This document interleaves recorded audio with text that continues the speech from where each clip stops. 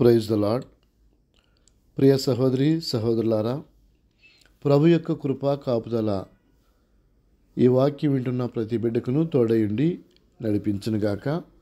నేటి ధ్యాన భాగము కీర్తనలు 145 కీర్తన 16 వచనం. నీవు నీ గుప్పిలిని విప్పి ప్రతి జీవి కోరికను తృప్తిపరచుచున్నావు. ప్రభు తన పరిశుద్ధ లేఖనం మనందరి వినికిడిలో దీవించునుగాక.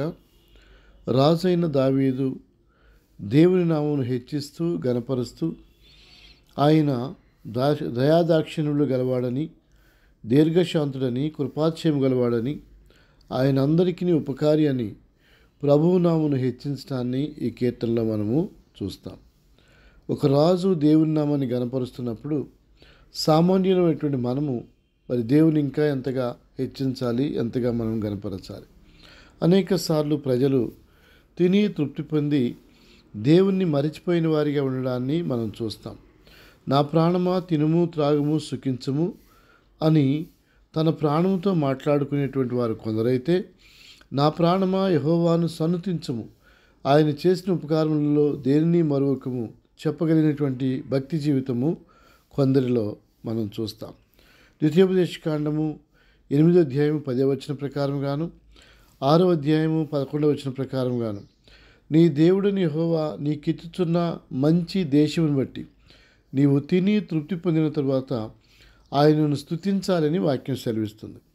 నిర్గమకాండం 16వ అధ్యాయం 12వ వచనం కానీ, లేవీకాండం 25:19 కానీ ఈ వాక్యాలు మనకేమి జ్ఞాపకం చేస్తున్నాయి అంటే, మనము నిత్యము కూడా దేవుని నామాన్ని గణపరచాలి. ఆయనే దేవుడని, ఆయనే సజీవుడని, ఆయన ఉపకారి అని, ఆయన మనను చేసినటువంటి ప్రభు అని, ఆయన నామాన్ని హెచ్చించే వారిగా మనం ఉండడాన్ని ఈ వాక్యాలు మనకు జ్ఞాపకం చేస్తున్నాయి. అలాగనే యోహాను సువార్త 6వ అధ్యాయం 12వ వచనంలో, లూకా సువార్త 9వ అధ్యాయం 17వ వచనంలో, మార్కు సువార్త 8వ అధ్యాయము 8వ వచనంలో ఈ 3 రెఫరెన్సుల ప్రకారంగా మనం ఆలోచన చేసినప్పుడు యేసు ప్రభువారు తనను వెంబడించినటువంటి ప్రజానీకాన్ని వాక్యం చేత తృప్తిపరచి శారీరకమైనటువంటి ఆహారం చేత కూడా వారిని తృప్తిపరిచాడు.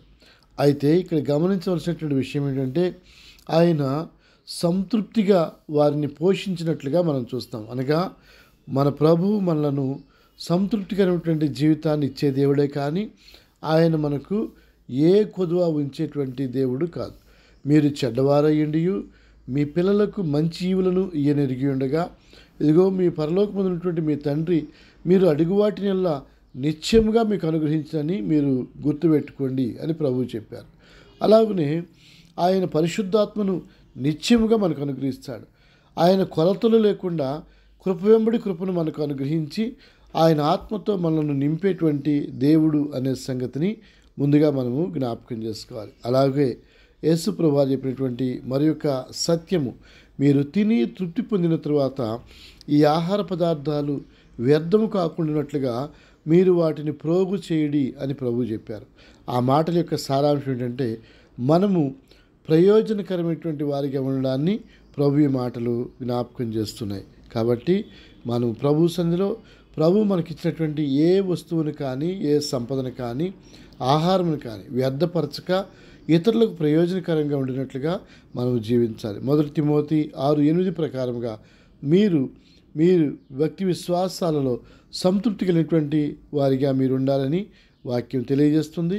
ప్రభువు రాకడ అతి సమీపంలో ఉండగా ప్రభువుకి ఇష్టమైనటువంటి జీవితాన్ని మనం కలిగి ఉందాము. ప్రభు మాటలను దీవించి సంతృప్తికరమైన కంటెంట్మెంట్ ఆఫ్ క్రిస్టియన్ లైఫ్ ప్రభు మనందరికీ సమృద్ధిగా అనుగ్రహించునుగాక. ఆయనే మన లైఫ్ సాటిస్ఫాక్షన్. ప్రభు దీవించునుగాక. ఆమెన్. సర్వకృపానిధి పరిశుద్ధుడైన మా ప్రభా, ఈ మాటలు విన్న ప్రతి బిడ్డను దీవించమని ఆశీర్వదించమని వేడుకుంటున్నాను. వారి జీవితంలో ఎలాంటి కొరతలను ప్రభా మీరు సంతృప్తిలోనికి వారిని నడిపించి మీరు ఘనత పొందుమని యేసు నామమును వేడుకొని ప్రార్థిస్తున్నాము తండ్రి. ఆమెన్. సమస్త జ్ఞానమునకు మించిన దేవుని సమాధానము మన హృదయములకును తలంపులకును తోడయుండునుగాక. ఆమెన్.